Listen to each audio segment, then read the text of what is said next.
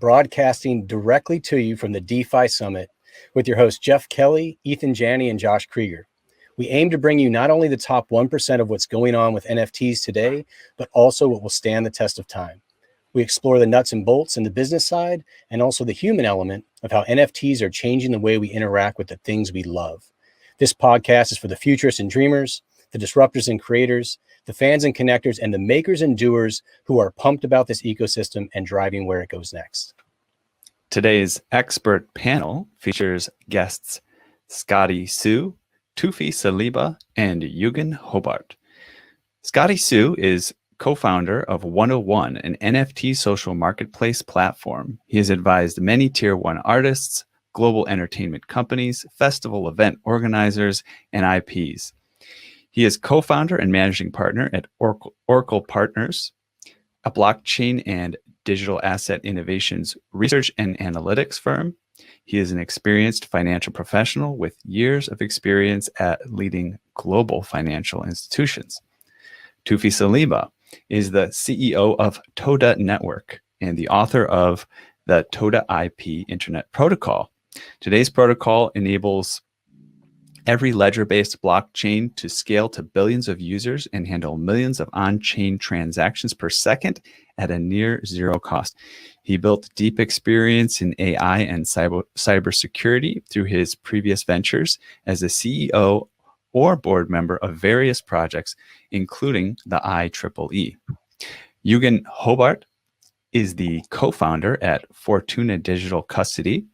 Juergen first found his way to cryptocurrencies in 2014 and today is managing director of Tokenization Limited, the world's premier business development and strategy consultancy for tokenization. It is a global decentralized technology, blockchain, and tokenization advisory, marketing, and consulting syndicate. Juergen speaks on a variety of blockchain and tokenization topics and works to promote the sustainable development of the ecosystem of digital assets. Wow, what a crew we have here today. It's really great to see you all and talk to you today. Yeah, guys, great to have you. Let's get down to it. We're about a year and a half or half a year into this cycle where NFTs have really started to hit their stride in the mainstream. Are they here to stay? Well, anyone? Let's go, Toufi. You're right, man. Cool. Toufi, Cool. go Okay. for it. Well, I'm going to speak I would say, from technology perspective, the foundational elements of cryptocurrencies, in any currency, in fact, that not a lot of people tell you about, they are actually NFTs. In fact, even Bitcoin's smallest unit is called Satoshi, and Satoshi by construct is an NFT. So I'm extremely excited about NFT because it should have been the beginning of the entire crypto. If I were to go back in time and tell planet Earth, hey, can we do something different? We would have started NFT back in 2006. But the entire world started with fungible things, and now we are in the non-fungible. I'm extremely excited, and I think everything on this planet will be NFT'd one way or another. NFT is the way to go, and this is the beginning. That's a bold statement. Scottie, what do you think? yeah, absolutely. I agree. I think NFT is going to change the way that we operate because I think, like you said, we started with cryptocurrency, which, for the majority of the adoptions that we're seeing today is just trading on cryptocurrency. But I think the next wave of adoption to blockchain is really through NFTs by having it not just representing an artwork. I think there's so much more potential to it. We just started, and for me in the future, NFT represent a unique identity. Maybe each person have a wallet represent who you are. It represents probably your membership, your private access to contents. There's so much more, but I think right now we're just thinking about just such a surface, right? We're putting a digital file on top, and then we call it NFT. NFT should be thought of it as a packaging layer rather than the product itself. So there's so much more to it, and I think the ecosystem itself, even us, the pioneers, the guys in the ecosystem, are trying to figure out how do we actually integrate your ownership of physical digital assets onto the internet presence as a whole, and then use smart contracts on top of it to automate different processes, right? We can go on more and more about this, but this is just the beginning, I think. We're definitely building the road as we're driving on it. There's no doubt about that. Juergen, what about you? What are your thoughts? Basically, I agree with. For me, I think like NFTs. I mean, 2017 people were talking about it, but no one was understanding what it is because the entry barrier was too high. I think in the recent year, the entry barrier got lower through this concept where NFTs were used in the art context. But this is simply the beginning, as everyone was saying. Like, I'm involved in projects where NFTs, try to get utilized much more. I mean, you can think, as it was mentioned from Scottie, an NFT is basically everything which can represent value. And it can be basically a digital companion for your limited sneaker edition as a certificate of ownership. It can be even your degree from a university can be an NFT. Imagine it like this is one of my most loved example. Even the ownership of your flat can be an NFT. The ownership of your car can be an NFT. So NFTs are definitely a very interesting topic. But to be honest, I think if you compare it with the gaming industry, what we see in NFTs now is it's basically the Pong level. You know, this simple game where you have this ping pong. And so we will see what comes next. Well, let me piggyback right off of that, right? Because there are so many flashy NFT projects that get a ton of love from the media, most notably for big brands or companies or influencers, entertainers that already have a big following. But what are the important NFT projects or use cases that we don't hear about as much, but should? Scottie, I'd love to hear from you on that. Yeah, I think NFT social is something that's been developing under the radar. I think in the past 6 months, we are seeing a lot of NFT marketplaces, right? And I think this may be, this may be a bold statement, but I think we got it all wrong. Why do I say that? It's because most of the artists are selling contents online, right? And you think about today and how we actually exchange contents and consume contents. We exchange them freely on social media or YouTube, right, or Instagram. You're posting up pictures, and you are drawing your followers of interest to the content that you're creating. And that's just how it works, and that's how it works. And we should be using NFT to apply on top of it, to own it and whatnot. But right now we're kind of going backwards, where NFT marketplaces requires you to actually spend unnecessary resources, time and money to mint an NFT, hoping someone will actually buy it. So I think in the future, where we will start to see platform that is going to combine social media or content platforms, mixing that into an NFT environment where people can actually just buy things that they like for future economic value or for a collectible value. So you can think of Instagram or YouTube, where you actually like a video, who you can actually just buy from the owner. And of course, the royalty component comes into play, rather than actually like a eBay store where, hey, I'm gonna create a file, I'm gonna create a video, hopefully you guys like it, but I spend a lot of money minting it, right? So there's a lot of oversupply at the market right now. I think that's like the next wave you're gonna start to see, the shift, the evolution of that marketplace. When we think about the social side of NFTs, do you think it's the incumbents, the Instagrams, the Twitters of the world that will be leading the way on that front? Or do you think there are going to be new entrants that bring a platform that's built around the idea of social NFTs to the marketplace? Yeah, I think that's a good question. I think someone's going to come out. I mean, that's something that we're doing, of course. And to be honest, we may not get everything right at the first try, but we don't have to reinvent the wheel here. I think social media already works. Simply, allowing you to purchase or convert a content to NFT, at the point of sale, when someone's actually interested in your content and own it forever, it's already a good use case. I do think that, of course, Instagram and YouTube may catch up and realize the potential of NFT, but that's probably going to be a little bit of a time.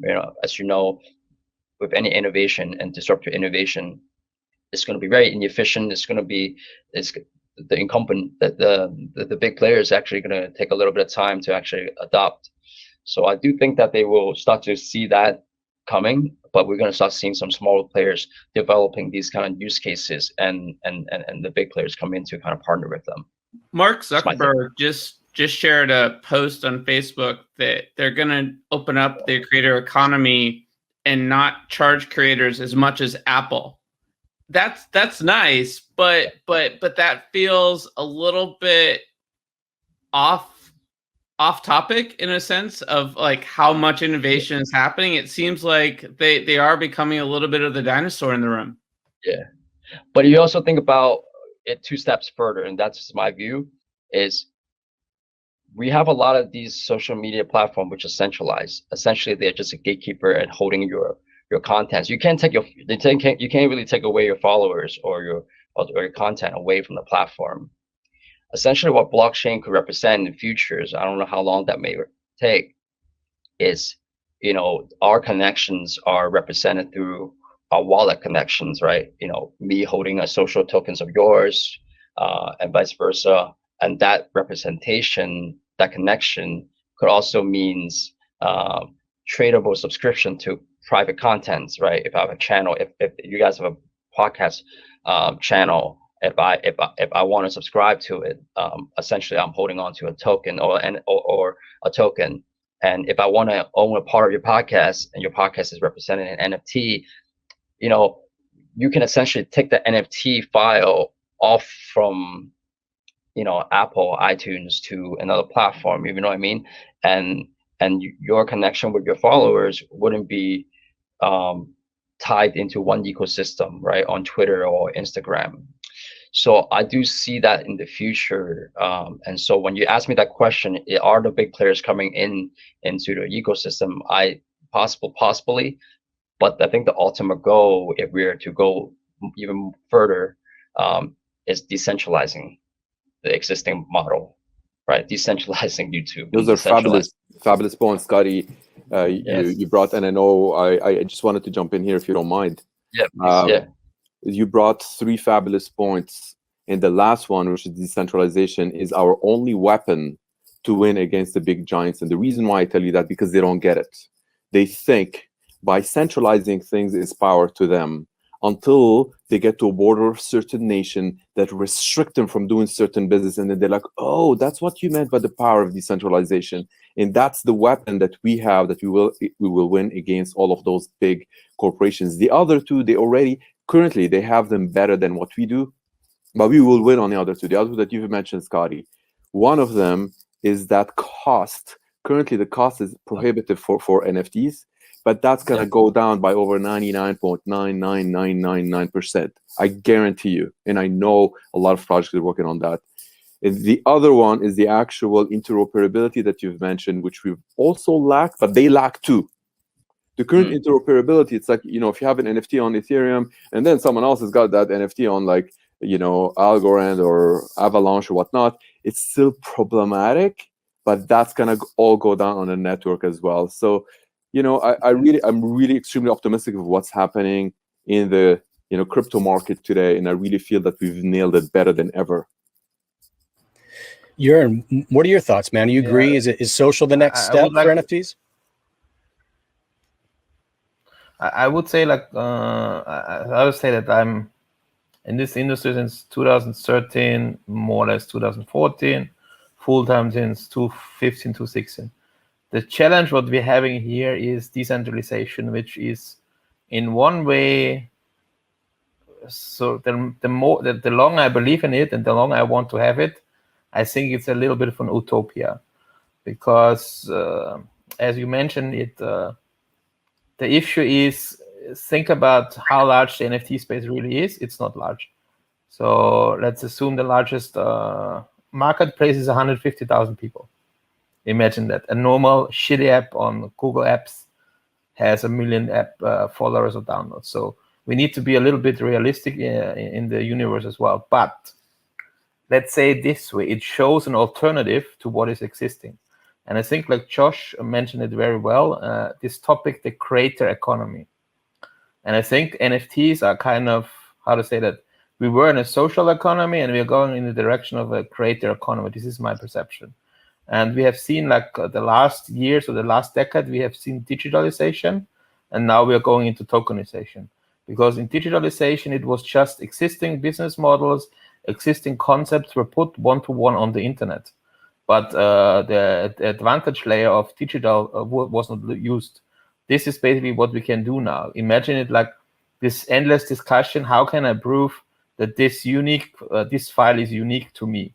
It was a discussion for years for music files, for image files. Now, with NFTs, you can prove it.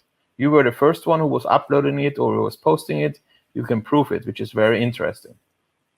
I think it's we are really here in the early stages. We need to take care of in one way that I sometimes bring a very funny example. I want to have decentralization happen, but I'm not sure if they're gonna let it happen. You know how I mean that? Because the challenge is we all believe in a more like self-regulated, self-governed reality, which is perfect. But on another way, what do we do if we get basically blocked? Imagine it. I had recently a discussion with someone who was selling successful NFTs in the European Union. You would not like to know how he has troubles now with tax authorities because he was selling NFTs. It's unimaginable. So the challenge what we're having here is to which frameworks can we use? You know, you're an artist, you start to sell your NFTs, it sells for $5, it sells for $10, it sells for $20, you don't care about it. Suddenly you're selling NFTs for $10,000, $20,000, $30,000 a month. So let's do this like for 3 to 6 months. You have sold $200,000 US or euros worth of NFTs. Guess what your bank account is saying? Guess what your tax guy is saying? So this is like bringing, you know, like making it so easy to publish content and sell content brings on the other side a large challenge ahead, which I still don't know how we can solve it. And, you know, in a perfect decentralized manner, everything would be solved. But the challenge we are having is, okay, how do we deal with the rest of it? This is really unprecedented time in our sort of economy, global economy, with where this is possible, and it's pushing the limits of regulatory, tax, you know, commerce standards. I think what's amazing, and Jeff, Eathan and I have had some really diverse guests on our show so far, is this constant theme of empowering younger folks that may not have other opportunities to make money, and they're making money doing what they love, whether it's sort of creating in the games that they love or art or music. And some of these adolescents and teenagers are taking care of their families with the money they're generating from NFTs. And something about that just feels so right to me, and so much more closer to a perfect world. Yeah, this is the funny part as well, is to say like this idea was decentralization is directly person to person. So why, as Scottie was saying, why do I need a marketplace? Basically, I think the marketplace is just the easiest concept to understand, you know, because people are understanding digital marketplaces. So this was popular. I mean, I'm sorry for saying it, I'm laughing. Literally, I'm involved with a company which is doing as well development for exchanges and for bigger blockchain projects. And you cannot imagine how many inquiries there are coming each week. We want to build an NFT marketplace. Basically, we are laughing already. Like you get like 4 or 5 inquiries a day where someone wants to build an NFT marketplace. So I'm saying, sometimes I was making this joke, okay, there are more artists than collectors, which is true. And now I'm soon making the joke, there are more NFT marketplaces than collectors out there. I mean, we all know how the industry works. And for me, it's like, if you look something like OpenSea, which is kind of an NFT marketplace, but very open. I mean, we have Rarible, everyone has their niche. But even if you look at Super Rare or something like this, I mean, there are like 5,000 or 6,000 people only, that's nothing. And then you imagine like hundreds of NFT marketplaces which are developed. And as everyone in this call here says as well, I think it's not a challenge to have another NFT marketplace. We need to think what can be done more. How can it be done differently? How can the artist directly on his website sell something? How can the artist directly interact with NFTs in a very easy way? I think this is more or less the challenge. So the Yeah, it's future of interesting. NFTs is the evolution of the social layer, the continued empowerment of creators, and some form of regulatory clarity. Exactly. You think everyone knows DeviantArt, or you know this platform, DeviantArt.com? The website, right? Yes. Yes. So imagine this is 1 million artists, and if they have still not discovered NFTs, and they are all digital, they're all digital natives, they understand this concept very easily, you know. So I think this company which knows how to unlock these creators on Behance, on Dribble, on DeviantArt. This is the next big march, and this is the next big challenge. And for me, what I find interesting in the NFT space, it is another space where people come into this cryptocurrency universe, but the entry point is not the investing and speculation part. This is what I like very much. And I was very early in Rarible involved, and it was very interesting when you were seeing the communities. You know, normally the Telegram communities around the project is only about price. And in Rarible, it was about people sharing artwork, and the price guys were like, what the heck are those people talking? Why do I care? You know, and was very interesting to see the different dynamics of communities. And I think the media was definitely good for supporting this. I mean, like NBA Top Shots, to be honest, is very centralized. It's not working in a very, how to say that? It's a very nice marketing gag to get a lot of people into the market, but it was very badly done, because, you know, what's the cost of owning a special moment like $20,000, $50,000 when I don't really own anything? I don't own the right on the image. I don't get royalties if someone uses that image. So what is it really? It's just a very expensive collectible from a moment which I can watch as well on YouTube, because all the NBA moments are one-on-one the same on YouTube. You know, so I not really own it, and it's like, what do I really own there? Right. And this is what I'm saying. Like, I get art very much, but in this case, it's like a little bit crazy for me. Yeah, and sort of speaking of sort of the complexity around this and like the legitimacy around this and how we trust various things, I'm curious, you know, besides the people in this panel, what resources might you guys look at for insights around what's next in NFT and crypto, or, you know, what's going on right now, what's important? Scottie, I'm curious if you'd be willing to start off with answering that one. Yeah, I'm sure similar to everybody is just talking to different people, especially those people outside of the blockchain industry. You know, I personally, I've been speaking to different DJs, you know, globally, different entertainment companies. I had the privilege to talk to even Baby Shark.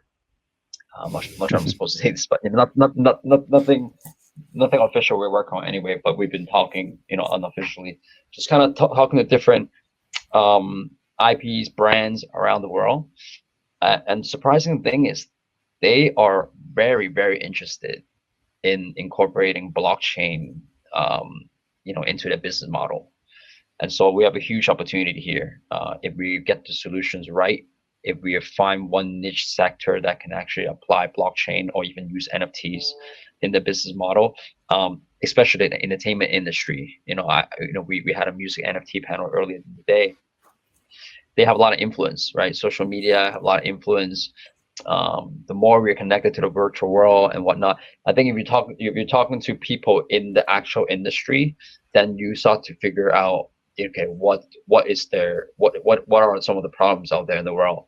And with us being in the blockchain space for a few years, or for how long you have been, you can start to connect the dots. So for me, you know, I could read about Medium and all that stuff, but the best resource is just talk to people in the industry. Right. It sounds almost like a software developer's attitude, or a founder's attitude of, let me just go to the customers. You could call them customers at this point, but what are they going to want? What are they going to need? And that's going to be the next thing that's going on. That's a great answer. Exactly. You know, that's one reason why we started the podcast, Edge of NFT, and a lot of our listeners tell us it's like literally having a seat at the table with the insiders, and you know, I think just being in the conversation and having those conversations is just so important. Anything's possible here.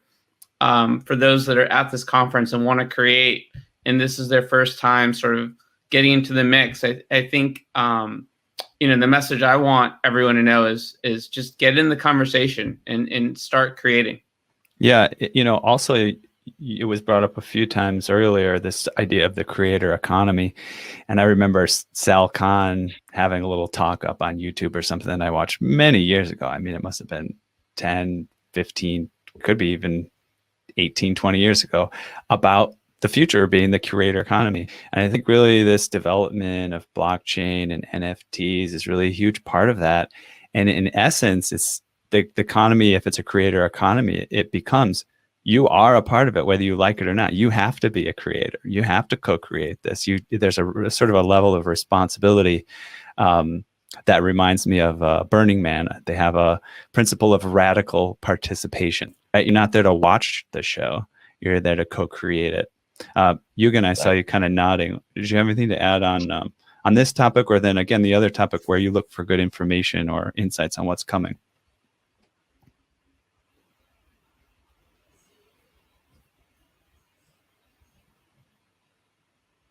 Did you hear that, Juergen? I know you're on a little bit of a delay. I think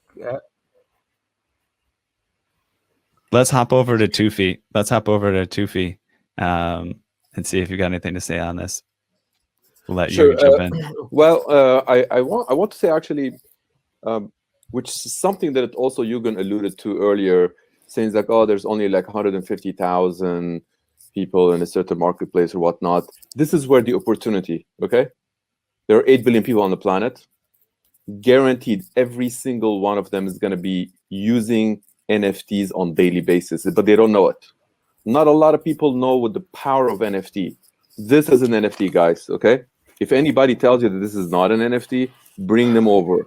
The law says that this currency is fungible, but by construct, it is non-fungible, okay? So it's been around us through the entire time, and this is for the first time the technology is coming in and telling the world, hey, we're bringing NFT marketplaces for people to start representing what they're creating and selling it. So what if the tax man comes in and says like, okay, you owe this much taxes? So what? Every business, if they're selling a lot, they owe so much taxes. That's great. If the tax man coming in and knocking on your door because you're selling NFTs, that's a good indication that you are selling. So I'm just saying this is like the beginning of what's yet to come. This is 1992 for the World Wide Web. And I've said it before 3 years ago, and people, they said it is 1992. And I said, nope, it was 1989 for crypto. And now I'm telling you, it is 1992. Wait and see. Mark my words. And by the way, for any folks that are maybe slightly confused, I know when you held up that piece of currency, that was like a euro or something. What was that? This is the Korean won. Oh, the Korean won. Yeah, I spent a lot of time in Korea. But anyway. But it has a serial number on it. And I don't know if you meant to do that, but you show the serial number. And that's kind of a true thing, right? Each one of those bills, any dollar bill, whatever, it's trackable, traceable, it's done for a reason. It's an NFT, correct. Mm-hmm. Every, so money that it's being issued everywhere, and I said earlier, Bitcoin on its core, Satoshi, each and every Satoshi is traceable as well. It has the equivalent of a unique number.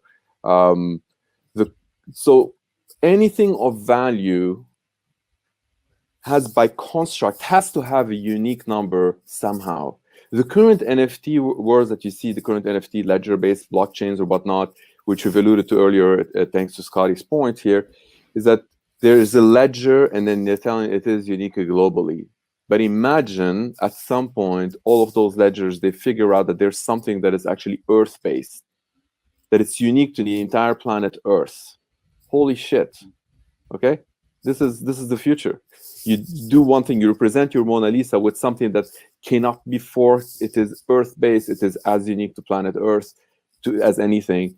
This is where I really see that the future of NFTs is going to shape up the entire World Wide Web, the entire crypto. I kid you not. I've never been that excited about this, and people, they know me. They know I've been in crypto before crypto. Okay, I've had cryptocurrency 2006. I'm not, you can look me up and you can find these things. So this is the beginning of the world of crypto to make it to everybody on the planet. So this is more than just everything will be an NFT. This is everything already is an NFT. Right. Important distinction. We're getting to represent it digitally and make it transfer, make it, like some of the companies which you alluded to earlier, like the video games, for example. We're getting a lot of video game companies that they are looking into the NFTs, and some of them they're already, I can disclose who, but 2 of the top 10, they're looking into like how a video game, instead of pre-purchase to the kid that is going to buy for $11 and later on it's going to be released for $80,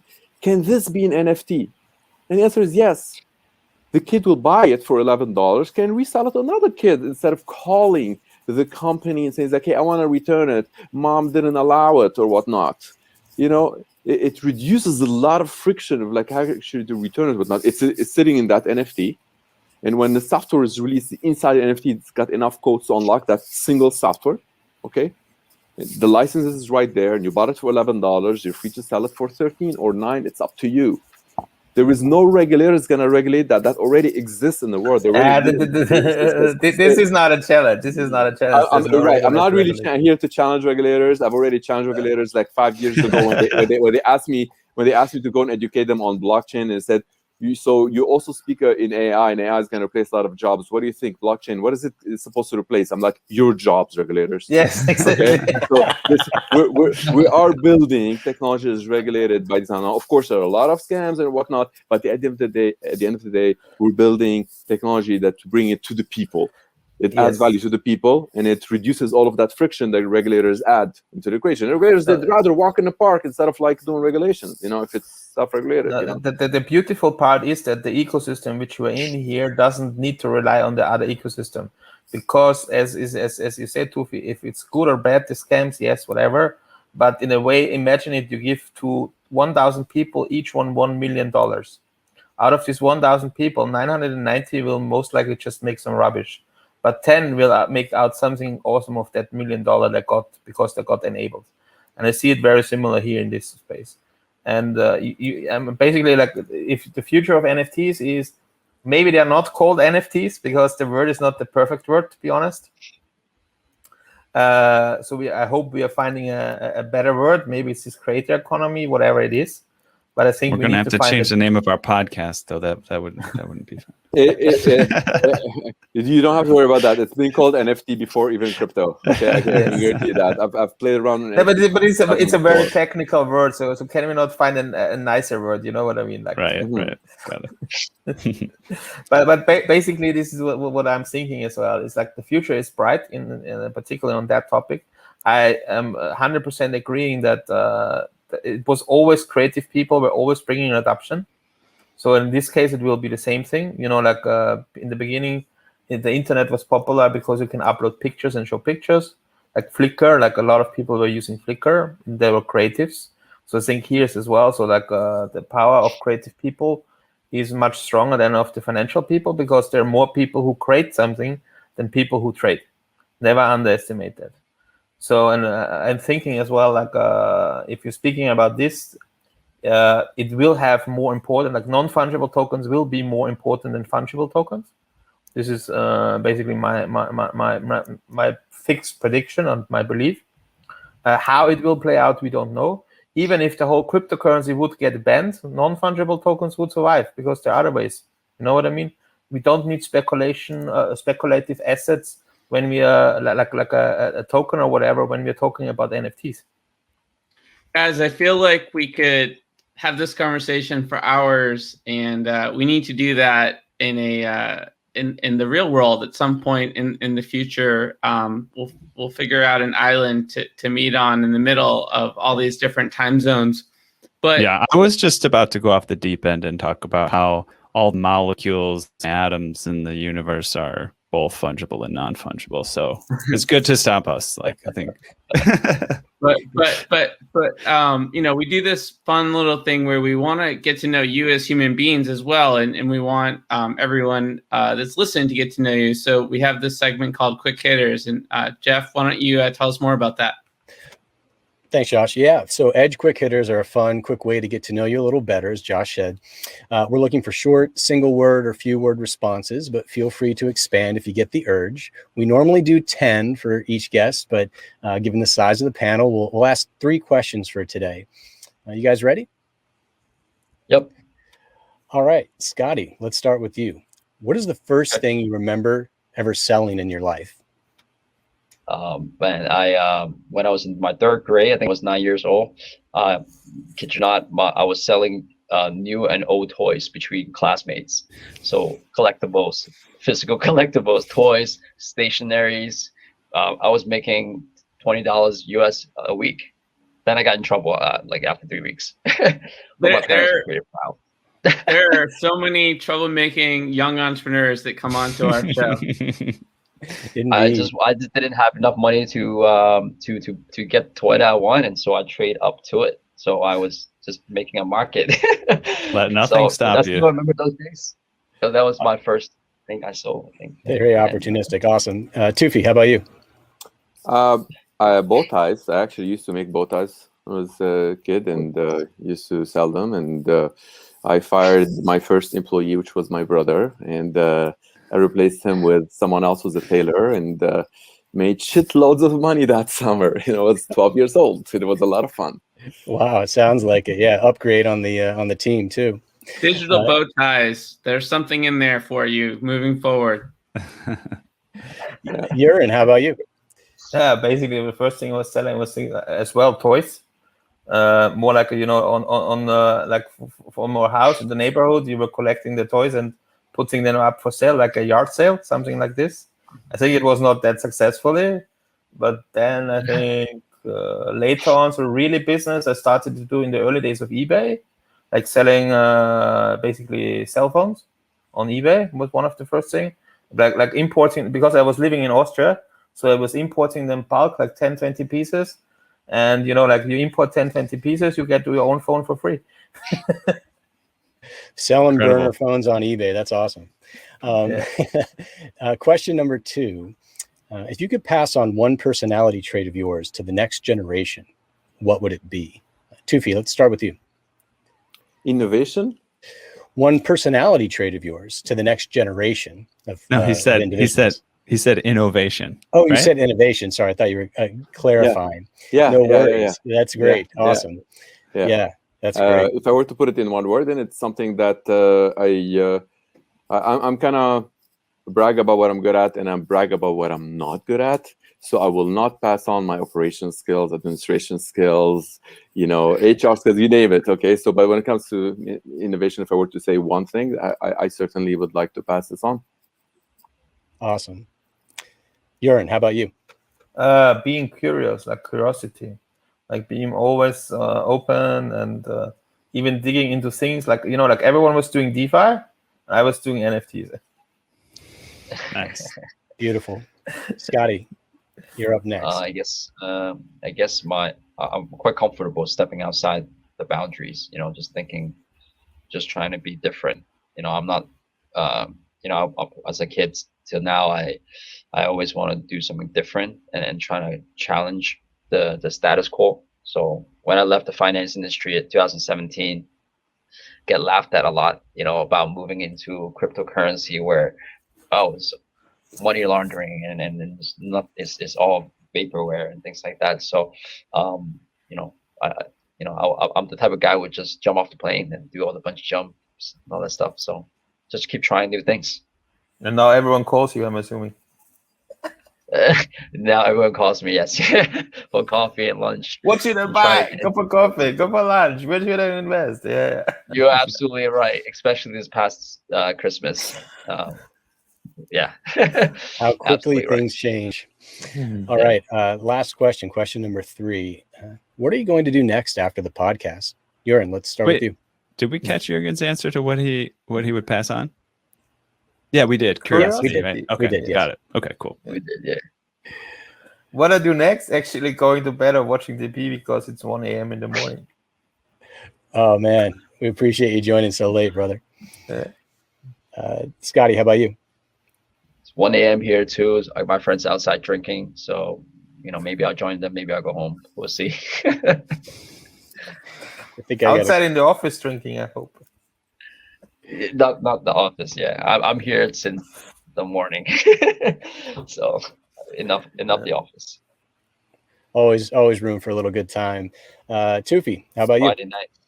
I had already started before this, and I'm gonna show you this. So please don't think I'm a geek, because I am a geek. So this is one of the things that I'm working on, and this is one of the binary tree representation that can make it easier for folks to understand the power of uniqueness. If you were to go down and you have like a parent here, and so let's say that this is the parent, and this is basically, again, it goes back to data structure for NFTs. So if you were to think I'm obsessed about this kind of stuff, I am. And if you flip the page here, this is another thing that actually shows you how you can get uniqueness using binary tree structure, which is like one of the foundational things in computer science, but it's a lot of fun when you actually build it on a network. And I've built that on a network in the past, and I'm doing that for one of the projects. And I got halfway through, and I'm getting into this call, and I can't wait to get back into it and finish it. So yeah, that's what I'm doing. Toufi, that chart, it looks exactly like the one that we have over there when For we're real? drawing out the map. Because when we're talking about NFT social, because you know how we talked about wallets representing our social connections and how people are connected through wallets in the future. Oh wow! It could be one of the most important social profiles that you have. We don't need Instagram, Facebook. We just need wallets that are connecting to each other through tokens, holding of each other's tokens. And case in that's point, exactly guys. how the chart. That chart looks exactly what we have on the whiteboard over there. Wow. Yeah, Totally case in point. We just got to have these conversations, and good things will happen. Yeah. The power of exponential is just phenomenal. So let's talk about one of the hot topics in the news. Does that work? Yeah, let's do it. So it looks like we got a survey of sorts here. Only 20% of Americans familiar with NFTs. 4 million have used them from a survey. This is reported on Yahoo News. That's actually kind of interesting to me. I actually, because I'm so connected to it, sometimes I feel like I'm just like have no sense of how few people, how many people, whatever. Everybody I know knows about it, but I kind of assume that a lot of people I don't know about it. What have been your guys' experience with sort of the exposure level and how much you come into a contact with that, like Scottie? Yes, it's yeah. I mean, nonstop every week. Literally artists that I wouldn't be able to be in touch with. I have the privilege to kind of talk to them now. Like I'm talking about tier 1 stars that are coming to me to talk about NFT. So it's been a really cool experience where it just kind of fell on my lap. I was just talking to different people in the industry, just really try to figure out solutions, how we can just try to understand more. And then all of a sudden, people are actually interested to learn about NFT. So my friends, and I'm talking about like singers and DJs and what have you, movie stars from around the world are trying to learn about it. But then again, I think even that 4%, even us, even me, I admit, I'm still trying to figure out what the future holds. A lot of stuff that we talked about today at the Future of NFT panel covers a lot of that. But I think NFT currently just represents the surface level of it. Just we're just putting things on an NFT. It's like similar to back in the days where we just came about hearing about internet and hey, I just opened a website and I put my photos on and information on the website. I think the true understanding of it is how can we turn that website, how can we turn that NFT into Uber, into YouTube, into social network, into e-commerce, automating certain things that we have today with internet. So I think this is the decade for NFT. So yeah, another interesting thing again that we said from there is that 4.1 million Americans have actually bought or sold an NFT. And maybe we touched upon it earlier. There's probably a certain percentage of people who are buying or selling them and don't necessarily know that they're NFTs as well. I think you were the one that brought that up, Toufi, correct? Yeah, by Toufi's definition, it's probably something more like 100% of Americans have purchased an NFT. But no, I think 4.1 million is legit. I mean, that's a big number. Yes, it's a big country and whatnot, but that shows some serious early traction, in my opinion. What do you guys think? For me, the number is too high, actually. Yeah, if you Juergen mentioned earlier 150,000 users for one of them, so you're telling 4.1 million. It's actually good indication that it's going up, and I think you're referring to crypto-based NFTs, which guaranteed. You mark my words. Tell everyone around you. Say Toufi said that by 2030, everything around you and everyone will be cryptofied. Okay, and it would be NFT one way or another. People don't know it yet. And if you know what you're walking on right now, like one of the projects, Earth 64, takes every square centimeter what you're walking on. The square centimeter has a geo coordinates. That is an NFT, like it or not. That is an NFT. So it's like there's a lot of things around us that they are NFTs, but we don't know it, and they're becoming exchangeable in what is cryptofied. It basically makes it super secure. It makes a single owner in any block of time. That's what we want. You know, it's self-regulated. That's the future. Right on. I think that's a great note to wrap things up for the final session of the first day of DeFi Summit and our podcast. We'd love to sort of understand where listeners can learn more about you guys. How do they get a hold of you, Scottie? How do they reach you? Maybe I'll drop my Telegram or a Twitter handle in the chat later. I'll share with everyone. But our projects 101 stand for 1 up 1. Will be launching soon. So hopefully I can share more materials and website for you guys. And Juergen, what about you? Oh, easy. Search my name on Google. There you go. Easy. Nice. Yeah, it's the same here. I guess you can search my name, but I get a lot of spam, about 5,000 per day, so it's impossible to find me. But I find one method that it's been consistent. It's on LinkedIn. So if somebody messages me on LinkedIn, it's much easier to filter, because I've built my own filter on top of the LinkedIn. So if it is legit, I'm able to see it. So anybody who wants to reach out on LinkedIn, just send me a message, and I'm happy to respond. Wow, I'm completely non-reachable on LinkedIn because I get too much spam. For me, it's like Twitter or Telegram. Oh, I can send you my filter. I built a filter on top of LinkedIn. It works like wonder. That's great. And your personal cell phone also? Could you share that, please? No, thanks. Which one? Which one? Right. That's smart.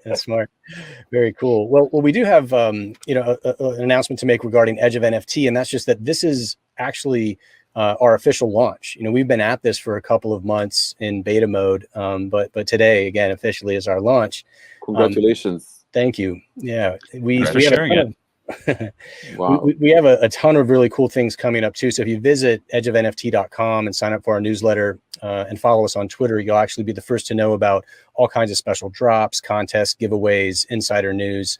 And we're also in the process of creating a DAO that gives listeners an opportunity to co-create the future with us and take partial ownership of what we're doing and building together. We're not quite ready to share all the specifics yet, but if you sign up for our newsletter, you'll be able to get in the mix and jump in from the beginning and be eligible for the Edge of NFT private Discord. Tons of great information is going to be coming out, so stay tuned. Congratulations. Wow. So do we get now a participation NFT for the podcast?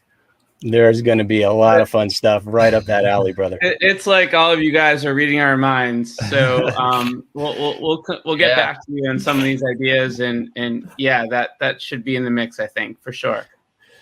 So, team, we've officially reached the outer limits at the Edge of NFTs for today, and this concludes the first day of the DeFi Summit. So thanks for exploring with us. We got space for more adventures on this starship. So invite your friends and recruit some cool strangers that will make this journey all so much better. How? Go to iTunes right now, rate us and say something cool, and then go to edgeofnft.com to dive further down the rabbit hole. Team, such an amazing conversation. Thank you so much. Be well. Thanks, guys. It's been amazing. Great.